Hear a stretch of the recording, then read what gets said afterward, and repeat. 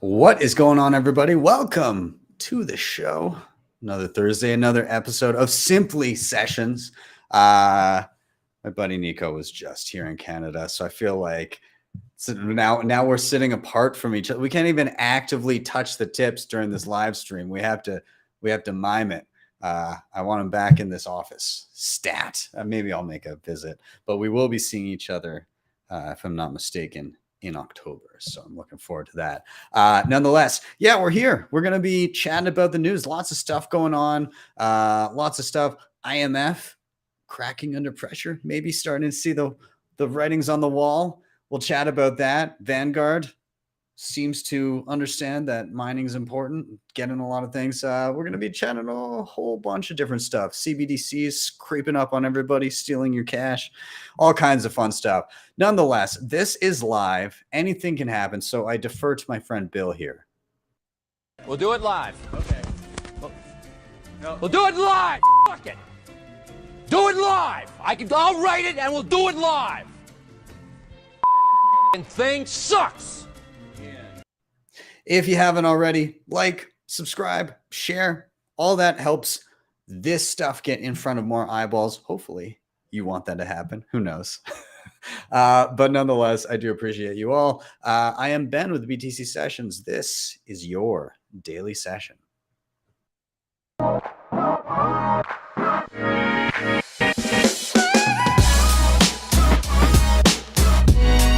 HODL the Bitcoin.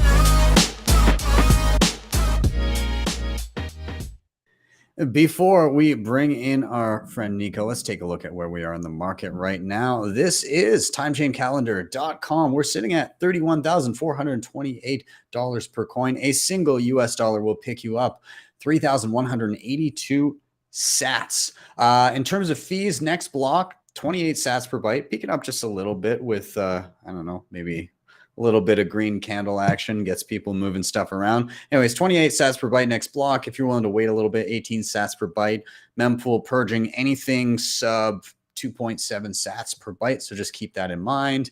In terms of Bitcoin's mined, 19.43 million, which is 92.52% of the total supply. Shout out to sponsors of the show, HodlHodl.com.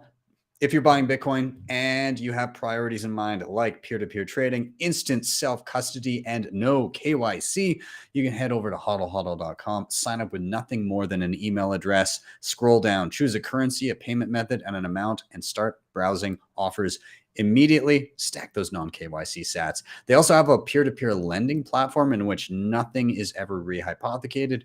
You can check them out today. Links are in the show notes. Now, when you do stack some non-KYC sats, you're going to want to secure them with some of the best damn hardware on the market. CoinKite is killing it. The Cold Card Mark IV is my go-to day-to-day hardware device. They have a ton of other awesome stuff. The Tap Signer is great for travel. Block Clock is a must on your shelf. Open Dime, Sats cards, all kinds of great stuff. And coming soon, the Cold Card Q1 looks awesome. If you want to reserve that, or if you want to pick up any of the other stuff I mentioned, head to coinkite.com. Use code BTC Sessions for 5% off everything in the store. If you're looking to move beyond single sig and take a peek into assisted multi-sig, then Nunchuk.io has you covered. The Honey Badger program is awesome. Basically, it works as they hold one key and you hold the rest of the keys in the quorum. They are your signer of last resort. And it keeps everything cozy and secure in a multi-sig, and also cuts down on single points of failure. It's super easy to set up on your mobile device with things like the Tap Signer, the Cold Card, and a bunch of other hardware options. It also has baked-in inheritance planning, meaning that your sats will get to your next of kin if anything should happen to you. And one of my favorite things about it, non-KYC as well, meaning you don't have to give up your private information in order to set this up and have it work for you. So check them out, nunchuk.io. I also just started covering some of their advanced features. There'll be a new tutorial out on that soon. And finally, Start9, your sovereign computing solution. Love these guys. They recently released a bunch of new devices, but what do? You can set up your whole Bitcoin stack here. Bitcoin Core, Lightning, Mempool.space, Join Market, a bunch of other Bitcoin related applications. Host your data, files, passwords, photos, Nostr relays, Nostr clients, all kinds of great stuff. And you can run it in a dedicated device in your home and reach it remotely from anywhere. I am running now the Server Pure. It just popped into my mailbox the other day. It's all set up. It's beautiful. I just migrated from a Server 1 and I love it. Anyways, you can get anything from like entry level all the way up to the hardcore device that I have. Check them out, start9.com. Anyways, enough of my rambling. I need to get my buddy in here. There he is. How you doing, man? What's up, dude? How you doing, Nico? How's everything? You're in my seat. You know, it's kind of strange. It's still warm from you, I think. What's up, man? Dude, I thoroughly enjoyed the troll that we did in Why Are We Bullish on Friday. We like killed my camera. I hopped out of frame. You hopped in and turned it on and then just continued speaking as if nothing had happened and everybody played. It was fantastic. Thoroughly enjoyed it. And then you joined for the rest of the show. It was a good time. Yeah, dude. I mean, it was great getting to see the legendary BTC Sessions studio where everything happens. It puts my studio to shame. It's so organized and you got things and the lights and it's just this beautiful, this beautiful place where you can make content.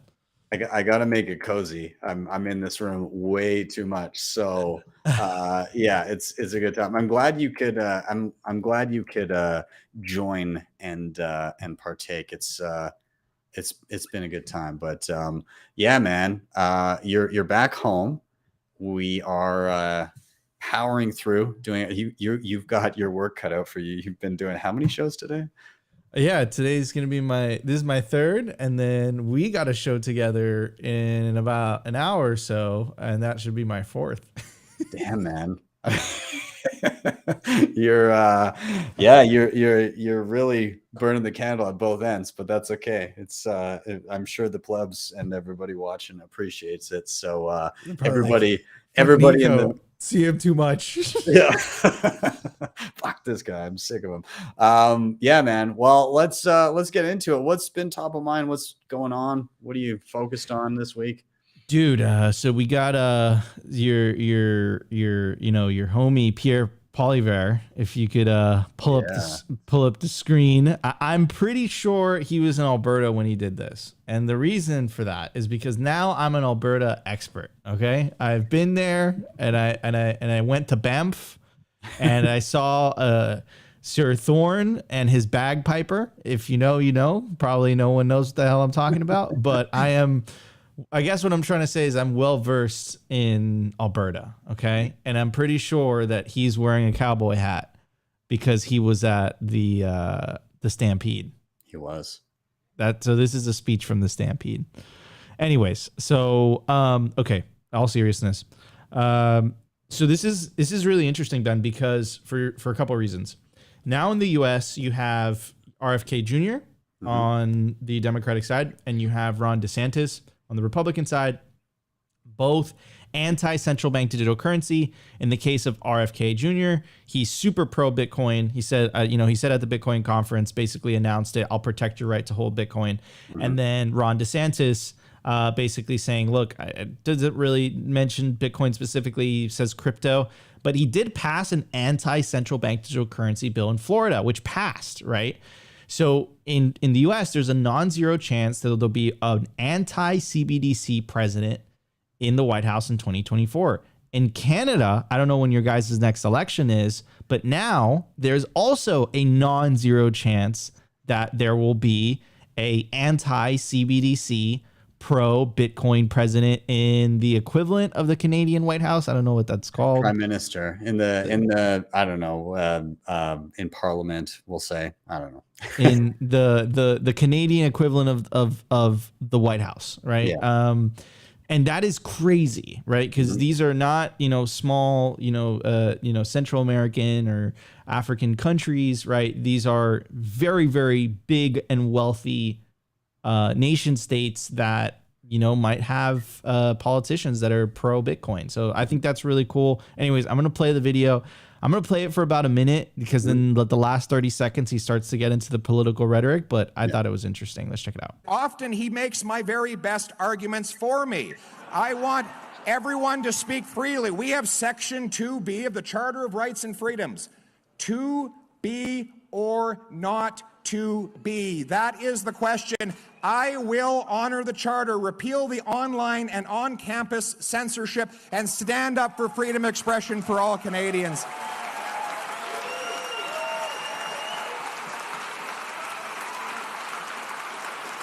Absolutely. Freedom.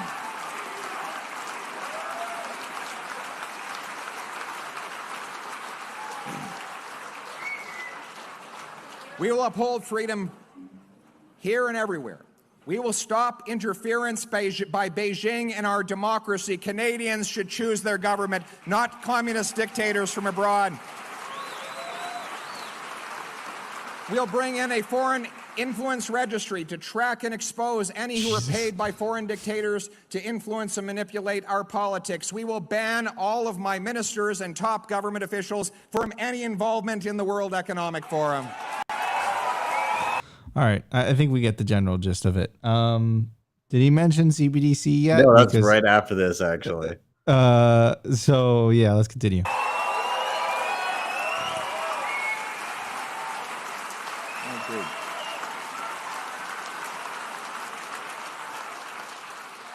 There will be no more mandates, no central bank digital currency, no mandated digital ID. Okay, there we go. Yeah. All right. We had to endure the politics for a long time just to get to that part. They could have just cut out the last 10 seconds. But anyways, so round of applause for Pierre. He's already got a ton of it. But yeah, man, I think if you see that speech in itself, you'd say, okay, that's a bunch of fucking noise. Doesn't matter. But I think if you connect the dots and you look at it from a macro perspective and you see what's happening in other countries, I think this is extremely bullish. And just to kind of add to your point, what you said in the very beginning, yeah, I don't trust him at all whatsoever. I don't think I trust any politicians. But do we really need them to trust? Do we really need to trust them, or is it good enough if they at least slow down the other side? And that would be my take. Yeah. I think in terms of everybody's like, is he actually a Bitcoiner? Is he using that as I mean, if I would say that being a Bitcoiner is not yet a thing that helps get you elected. So if somebody's bringing up Bitcoin, I don't know if it's coming from a place of this will get me votes, because realistically, like the FUD around it is likely to hurt you in votes more than it's likely to help. So I do think that he is a Bitcoiner. I know that he's got good Bitcoiners that he spends time around, so he's probably at least getting a decent education around that stuff. I enjoy the idea of being like, yo, let's not have our elected officials be part of the World Economic Forum. Maybe that's not a good idea. And then the thing that struck me the most is not that he said, we're not going to, I won't let a central bank digital currency happen, which that is a thing that I'm like, great, I don't want that here. But the more striking thing is that got cheers from the audience, not as boisterous as some of the other stuff, but it means that a good chunk of the audience understands that a CBDC is not in their best interest. And that to me is bullish. If the average individual looks at a CBDC and says, whoa, that's not going to be good for me, that's not going to help me, it means that the shitty marketing from our central banks saying this is going to be super helpful for everybody involved, it's not working, and everybody's seeing through their BS, and that's great. It's great to see that that's not panning out for them. So maybe I'm more hopeful for society than I was before I heard those cheers. Do you think they know what they're cheering?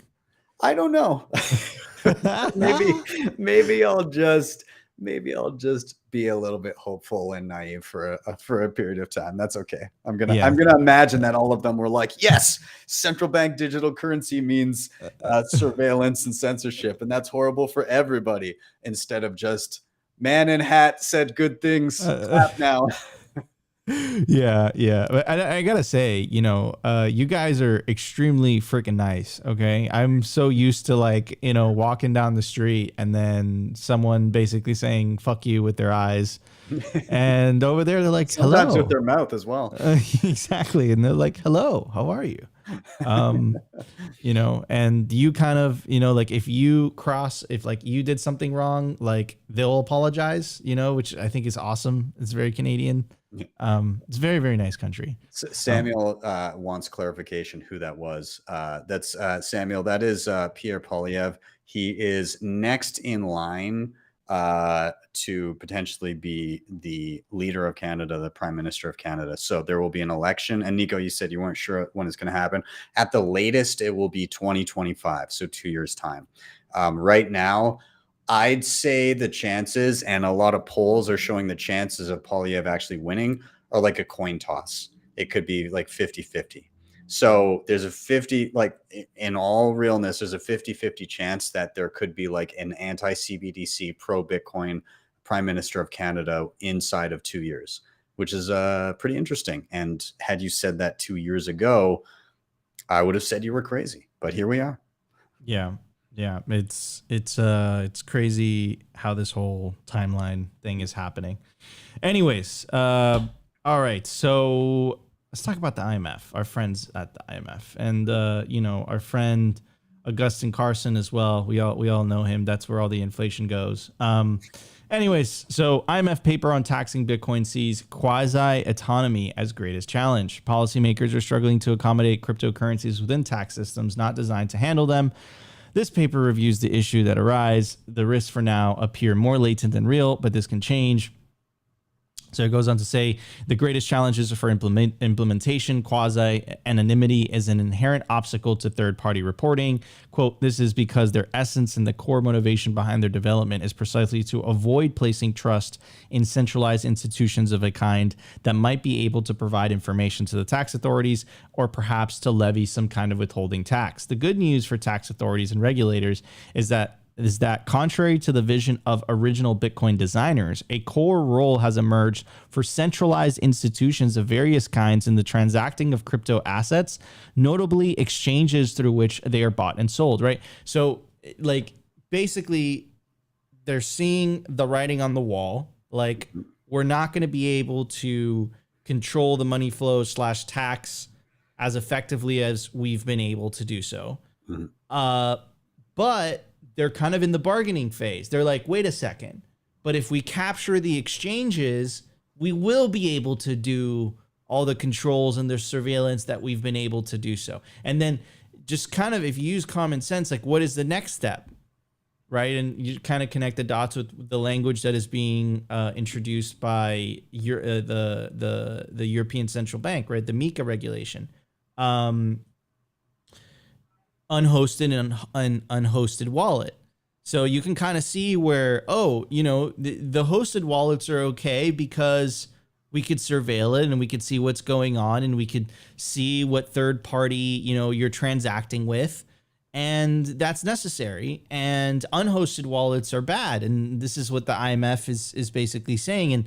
And then connect this with the piece that was released that I think we covered on the first In Between Two Tips episode, Ben, where basically it said that the IMF is coming to realize that they're not going to be able to ban this thing. And there's actually an article that we'll cover today on Simply Sessions written by Crypto Vistardo, and he layouts 3 countries and approaching it as to why he believes that IMF has changed tune. So I believe that this is another phase in the bargaining in the stages of denial. This is kind of like the bargaining phase that they're going through, where it's like, okay, wait a second, this is going to be a tax issue, but it's okay, we could let it happen because there's centralized exchanges, and because of the centralized exchanges we could still have the same surveillance and controls that we once had. So everything's kumbaya, everything's okay. Yeah. Right. The interesting thing about all of this, the IMF stuff, is all of the quotes it's just so overtly like, geez, we're not going to be able to steal from these people as efficiently as we used to, is basically what they're saying. Like the whole thing is just like, we used to be able to steal here, often here, many times here. And now they're like, oh, that's going to be so much harder if people just want to exchange goods and services back and forth. But the entire thing that they're talking about hinges on the exchanges. In a world where Bitcoin is just money. Oh, I see you, Augustus. He's listening. He's listening.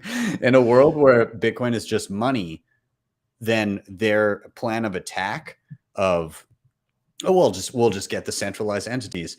I mean, the grand vision for Bitcoin exchanges is that they're obsolete, right? They obsolete themselves as they become successful. The more people that own Bitcoin, the less people use exchanges because they start using Bitcoin and earning it day to day.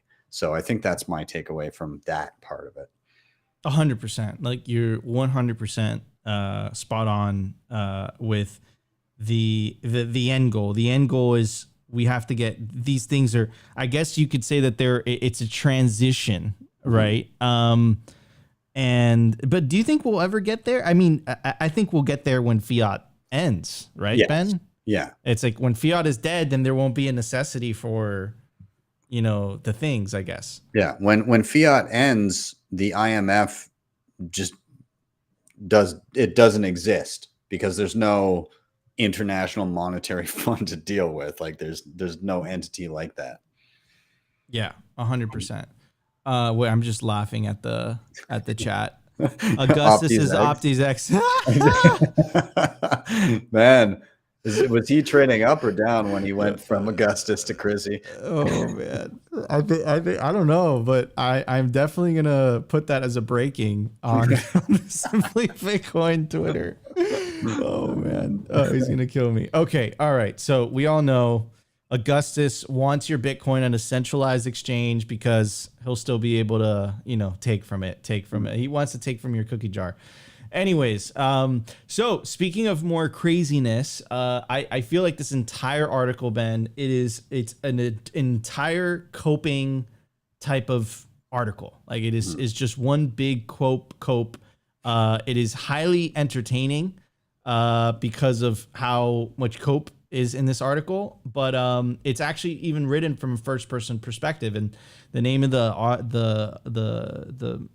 author is Mareed McGuinness. And he goes on to say, he says, during the pandemic, I returned to Belgium from Ireland, only to discover that I had left my wallet behind. After the usual panic, I realized that I wouldn't have any trouble buying groceries or making other payments.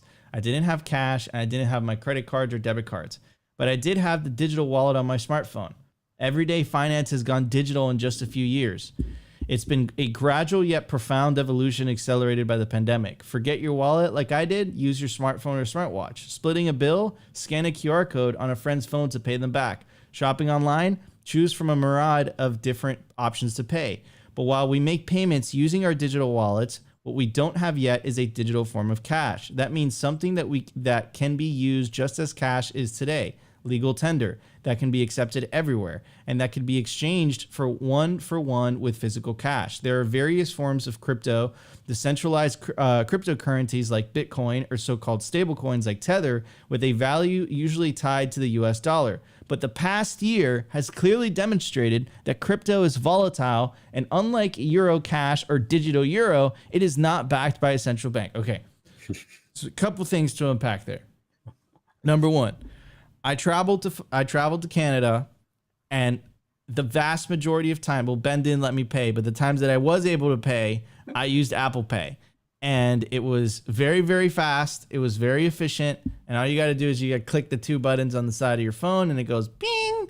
And I'm sure Android has some type of equivalent. Mm-hmm. Why do you need a digital euro for that? I don't know. And then the other thing in terms of the volatility aspect, So let's talk about that, right? So here's the euro. Here's priced in Bitcoin. On a 5-year time scale, the euro is actually down 80% towards Bitcoin. On a 3-year time scale, it's down 70%. On a year time scale, it's down 30%. Year to date, 44%. Month, 13%. Maybe they're talking about the week, because on a week time scale, the euro is actually up 0.59% against Bitcoin. Ooh. So is it still, because we had a bit of a pump earlier today, so maybe that's out of date. You're right. Maybe let's press refresh. Yep, it's still there. So Okay. maybe the article is right in terms of on a weekly basis, this person, Mr. McGinnis, you're right, bro. Bitcoin is volatile and the euro is actually up 0.59% against Bitcoin this week. So you're right, man. If you were holding Bitcoin from Monday to Friday, you would have been fucking wrecked in euros by 0.5%. Yeah. So, okay. But in all seriousness, yes, there's volatility, but the volatility goes up and to the right, while fiat currencies goes down and to the right. And again, like I'm reading this article and this is actually a call to action to Bitcoin developers.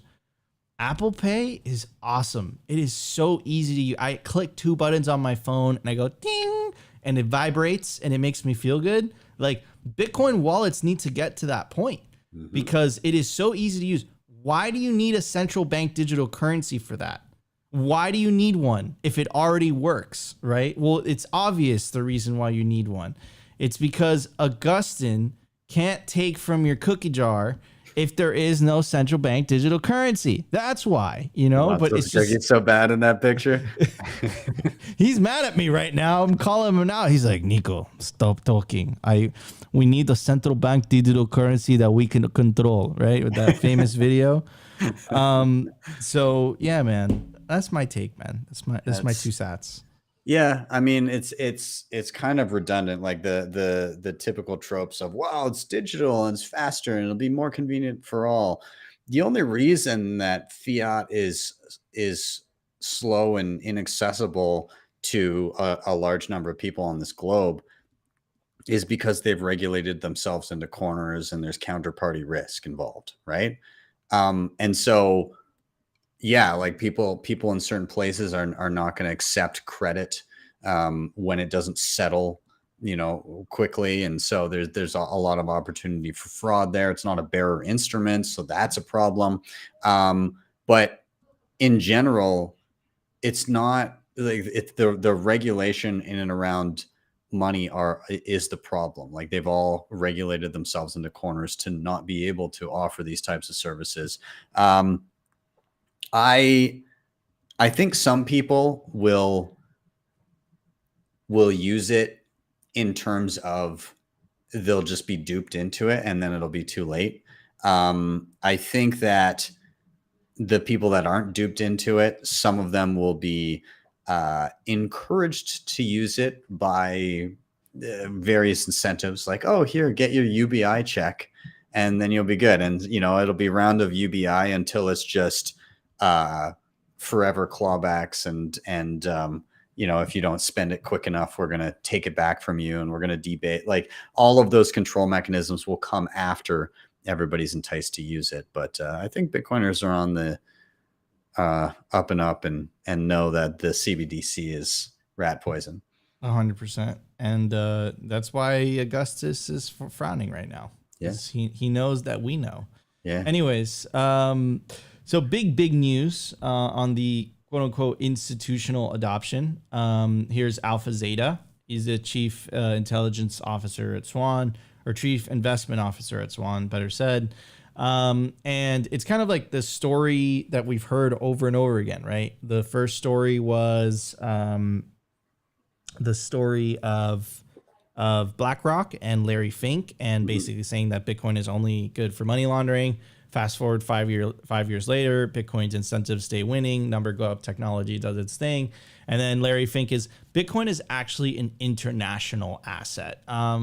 Vanguard, which for anyone that doesn't know, is the second largest asset manager in the world behind BlackRock. they also changed tune. This is an article from 2018, a headline: Vanguard chief, you will never see a Bitcoin fund from us. Fast forward, Vanguard now owns $560 million worth of Bitcoin mining stocks. They own 10% of Riot, which is the largest publicly traded Bitcoin mining company, right? So again, Bitcoin's incentives stay winning. Maybe they stayed true because they said there's no fund.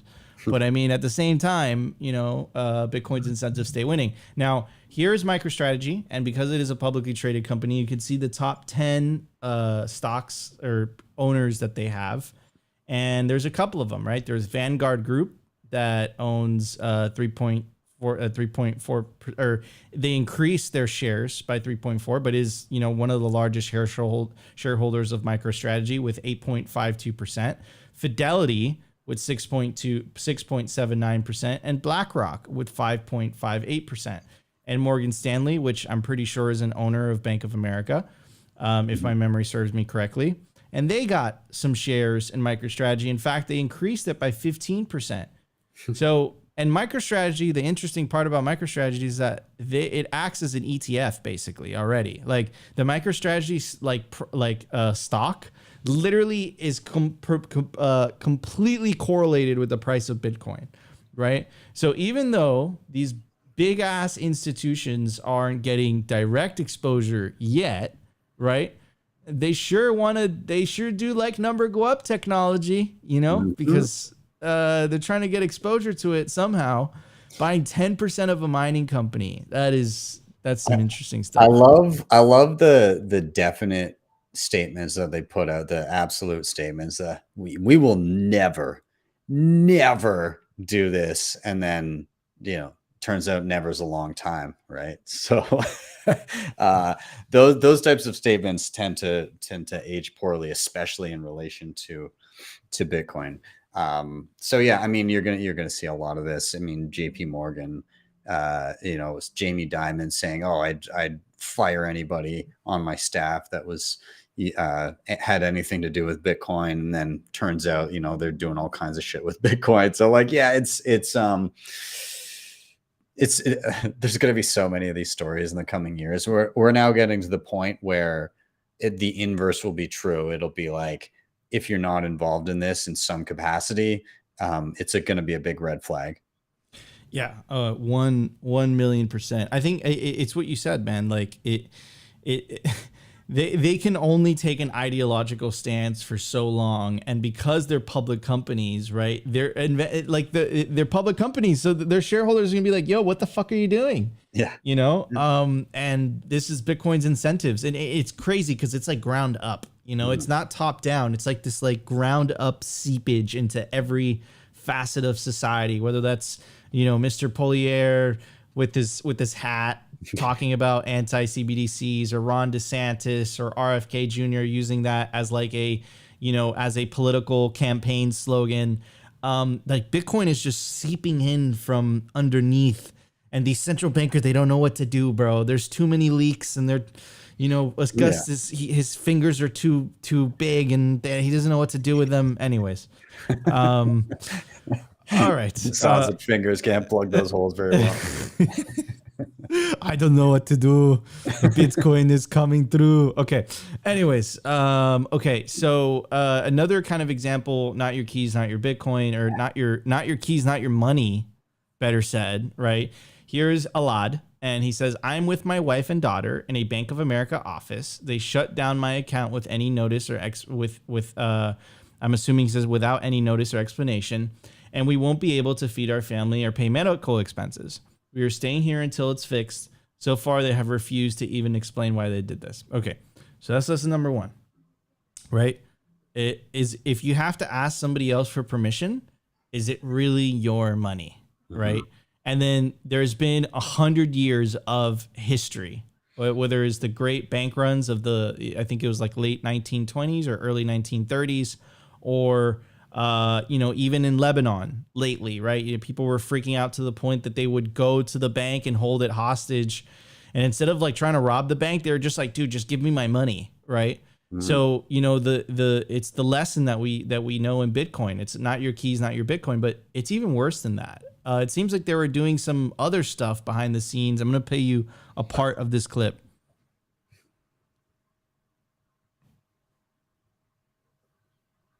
Wait, are you hearing stuff? Oh, is the volume not coming through? I'm not seeing the video. Oh, here we go. How about now? Okay, there we go. There we go. All right, let's try it again. Federal regulators are ordering Bank of America to pay up. They say the bank charged illegal junk fees to consumers and opened fake accounts. The Consumer Financial Protection Bureau has ordered Bank of America to pay more than $100 million to customers, another $90 million in penalties, and on top of that, the bank has to pay an additional $60 million in fines. CNN's Matt Egan joins us now live. So, Matt, what does this mean for Bank of America and its customers? Well, Boris, these are alarming allegations against one of America's largest banks, and they are eerily similar to the Wells Fargo scandal of years ago. Here's what regulators are alleging that Bank of America did. First, that they had this double-dipping fee scheme, where when customers tried to buy something, if they didn't have enough money in their account, they were slapped with a $35 fee, but not once, multiple times for the same transaction. That is a big no-no. Regulators also say that Bank of America was withholding credit card rewards. We're thinking about bonus points and cash rewards, withholding that to tens of thousands of credit card customers. And also, this is the part that is reminiscent of Wells Fargo, regulators say that Bank of America employees opened up fake accounts in an effort to hit sales goals that have since been disbanded. All right. I think, you know, if that's not a better advertising for Bitcoin, I don't know what the fuck is, bro, at this point.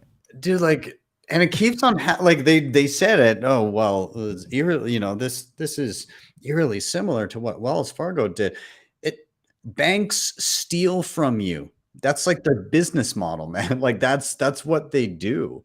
And I don't like, again, like people, we've been taught our entire lives that you couldn't possibly be responsible enough to care for your own money, despite the fact that everything else in life we're told, figure it out, learn, you know, you gotta deal with this stuff yourself, you know, be an adult, you know, care for, you know, grow up, get a job, take care of your kids, take care of your property, you know, take care of your vehicle, whatever it may be. But God forbid you take care of your own money. You couldn't possibly be responsible enough to do that. And I think it's just BS. I think it's just propaganda we've been fed to say that, you know, if you're capable of taking care of all these other things, including taking care of children, infants that require you to survive, then you're more than capable of taking care of your wealth as well. Like, and what's more valuable, your money or like a living, breathing child? I would say the child. And so that's like, if you can take care of that, you can take care of something that I would say is less valuable, which is like your own money. 100%. So, yeah. That beautifully said, right? Like if you can take care of a child, you can definitely write down 12 words, right? Yeah. Like it's as simple as that. And I think society has been brainwashed. And I think that convenience, right? Like I think the slippery slope of convenience. And I think a lot of people got enticed by that. It's like, oh, like, you know, I brought up the example with Apple Pay before. Yeah, Apple Pay is very fucking convenient. But Apple Pay is also, I have to use a bank for Apple Pay. Mm-hmm. And what if I was in that situation, then that poor person, you know, that very unfortunate person, better said, was in, and then all of a sudden my Apple Pay wouldn't work. And you know what will always work? Bitcoin that I have in self-custody. Yes. And there's nothing anyone could do about it, especially Augustus. That's why he's so upset. That's why he's so angry and grumpy all the time.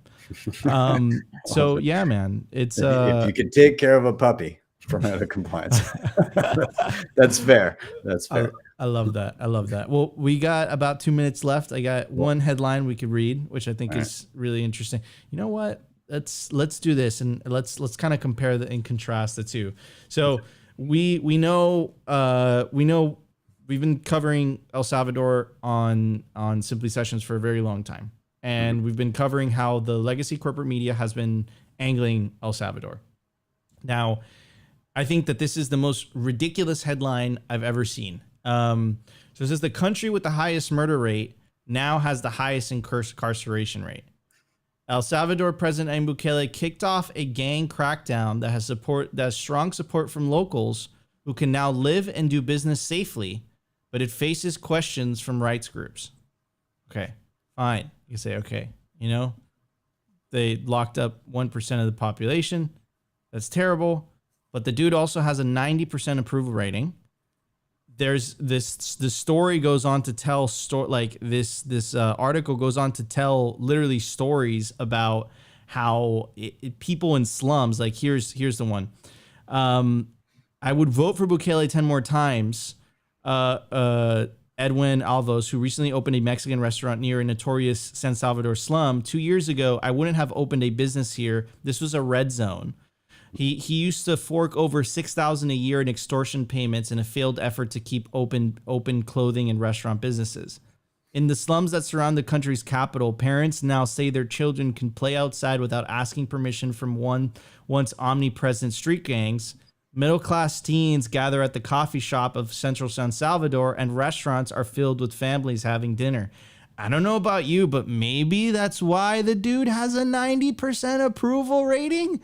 Isn't that the whole point of government, to like keep law and order and make people safe? Isn't that the whole point of paying taxes? I was talking to Jimmy Song yesterday, Ben, and I think that money plays such an integral role in society, right? Is half of every transaction is the base layer. If that base layer is corrupted, it corrupts the incentive structure.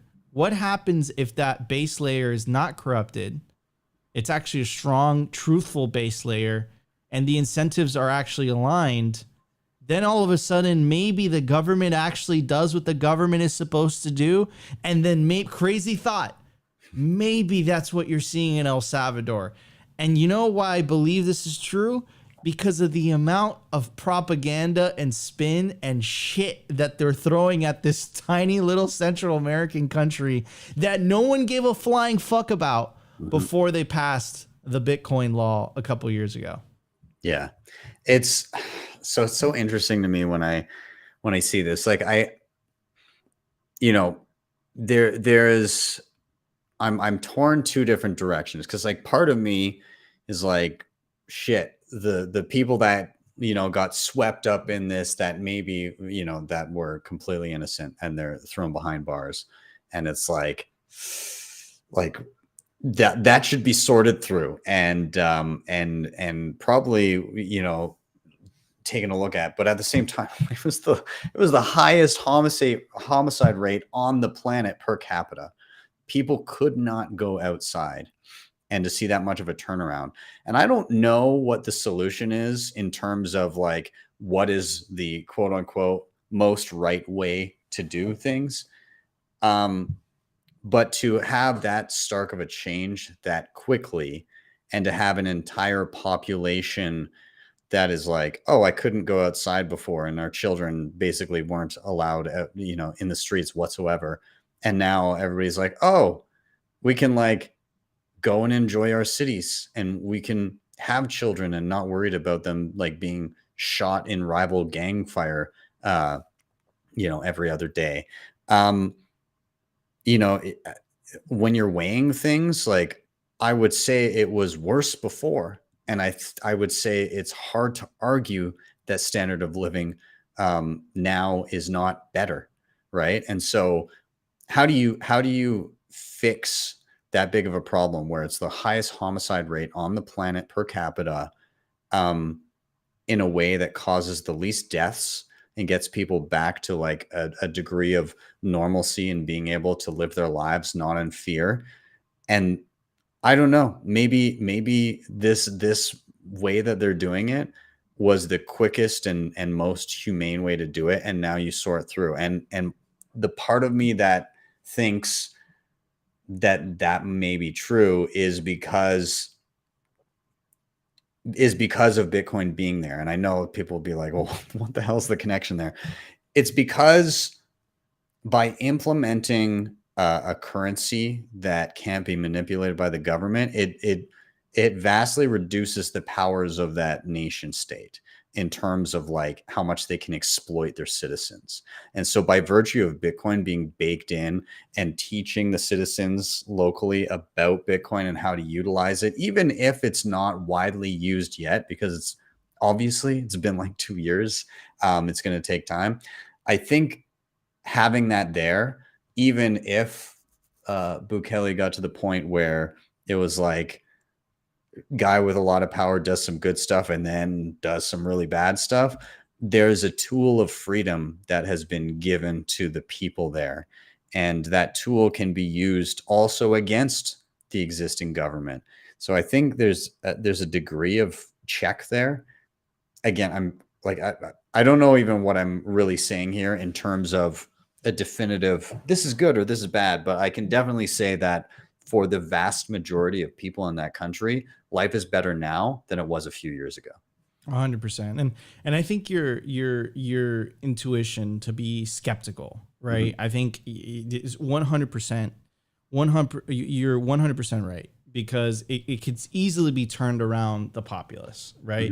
And I think we've seen many examples of this throughout history. I would just say, Ben, like, I've never seen this much hope in Latin America. In like, I can't remember an example in my life that we've seen this. Now, is it going to be, a Greek tragedy where, this eventually becomes tyrannical, or, is it going to have a happy ending because Bitcoin is the money? And I think only time will tell. Yeah, I agree. Awesome. Well, that's great. Nico, before you go, can I show you one thing? Yeah, of course. Okay, I'm going on a tangent here, but let's. I've got to bring up something. It's more local, we'll say. It's more Canadian, and it has to do with, again, of course, central banks and banks fucking the populace. But here we go. You may have missed this headline, but for my Canadians out there, it's from the Toronto Star, and it says, as interest rates continue to rise, some variable rate mortgage borrowers are seeing their amortization periods extend to 60, 70, even 90 years. Canada's federal regulator is now acting to reduce the risk posed by such forever mortgages. So if you have a variable rate mortgage and you were kind of on the cusp of like, they had like stress tests to see if you could afford your mortgage if rates went up by like a certain percent, which was like way less than what they've actually gone up by. Well, now you could be stuck with your bank being like, well, either you go into foreclosure with your house, or what we could do is we could take your existing mortgage with the rates as they are, and make your payments basically the same as they were, except for you're going to pay us for the next 90 years. And that's basically you've now made a down payment on a home. You're going to continue paying your mortgage forever, and then you're going to die before you pay it off, and then they'll probably just repossess your house then and then sell it again. This is the world that we're currently living in. I made a meme about it. My parents in their 30s, let's buy a house. Me in my 30s. One day I'll save up enough for the down payment on a 90-year mortgage. And this is the world we live in now. So here we are. And good luck with your 90-year mortgages. I mean, this is going to break, right? Like, yeah, the one of two things that will happen. The government will be like, you're not allowed to put people in 90-year mortgages. And then the banks will be like, all right, I guess everybody just fucking defaults with the rates the way they are. And then we get another housing crisis, or they lower rates, and then we just get more and more inflation. Like it's basically, which one do you want? Or everybody gets stuck with high rates and 90-year mortgages. So we've kind of got like three shitty paths to go down. Or the secret back way path is buy Bitcoin. Yep, exactly. Buy Bitcoin, opt out of this fucking bullshit. And that meme, I think, is so fitting because it describes it so well. And this the other frustrating thing, right? Is like one of the things, I'm not saying all, right, but like one of the things that I've heard like messages from parents and stuff. It's like, just work hard. It's like, when you were growing up, it was a whole lot easier to buy shit. Now they're literally telling us you'll own nothing and be happy. Yeah. It's out of compliance says you're virtually renting. It's worse than renting because you made a down payment and you will still never own the home. Yeah. This is what it is. Yeah. It's so crazy to me. They just keep extending it. Like they just keep like extending this fakeness. Let's make a law. So like the next thing will be like, all right, we've got to institute laws where if you take out a 90-year mortgage and you die before it's paid off, that debt gets bestowed upon your children and your grandchildren. So you just have entire generations of slaves. Do you want generational slavery or generational wealth? You've got two paths. Pick one. Exactly. Yeah. Anyways, Ben, this was awesome. This was your Simply Sessions. Ben, I'll literally see you in an hour. Yeah.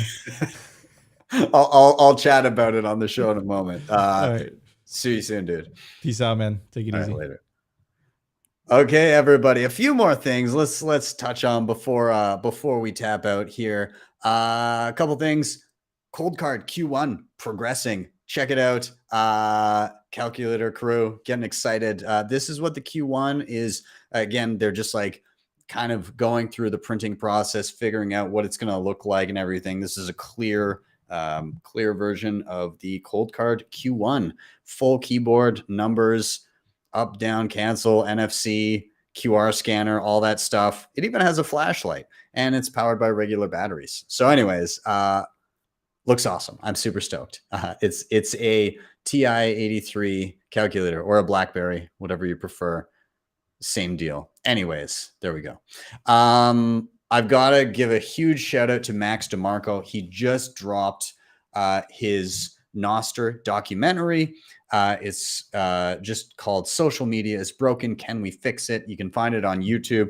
Share it around. Watch it. Also, send him some sats. He's on Geyser Fund and everything. Go find it. All the links will be down below.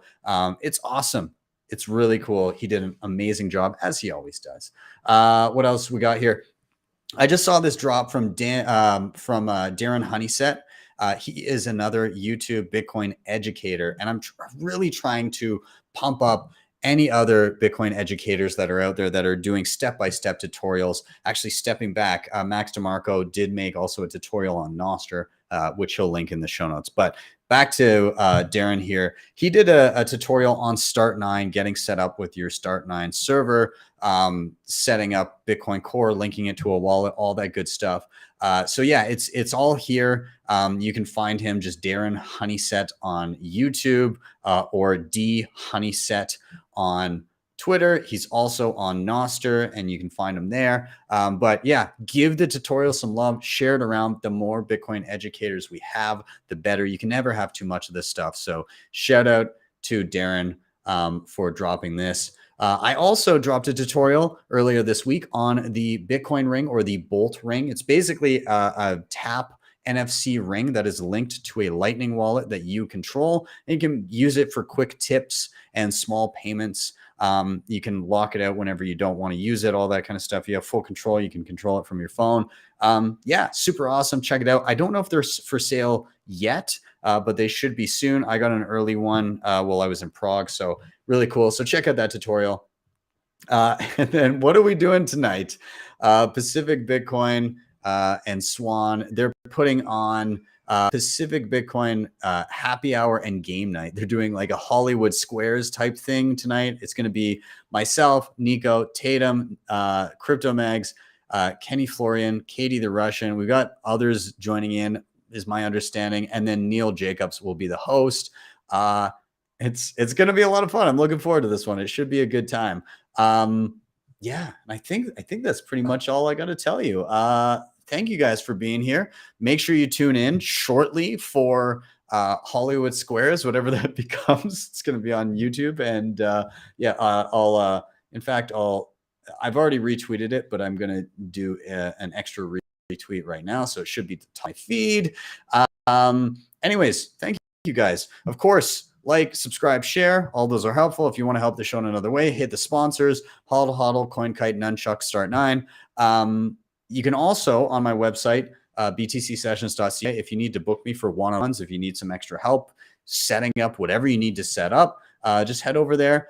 If you really liked what you saw, you can actually, one other thing I was going to say, if you are setting up one-on-ones, I'm going to be in Europe for the majority of the summer starting this Sunday. I've got select days I can do one-on-one. So if the European time zones are a bit more comfortable for you, this may be the time to book a one-on-one session. I'm not doing too many days while I'm over there, but like twice a week, I will have a full day that I can be booked for. So just keep an eye out. If you do need to book a session, then do it now, because I'm sure the days are going to probably fill up if I have limited amounts. But anyways, I digress. If you really like the show, you can always drop me a tip, send me a Bitcoin tip via Lightning. Just scroll down on my website. There's a QR code there. And if you click on it, it'll take you directly to my Guys Fund page. You can even leave little comments if you go to the Guys Fund page when you send some sats.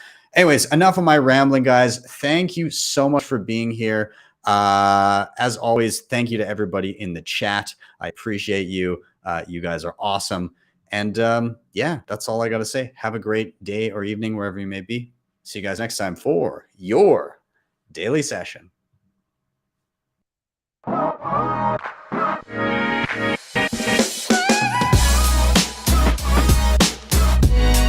HodlHodl the Bitcoin.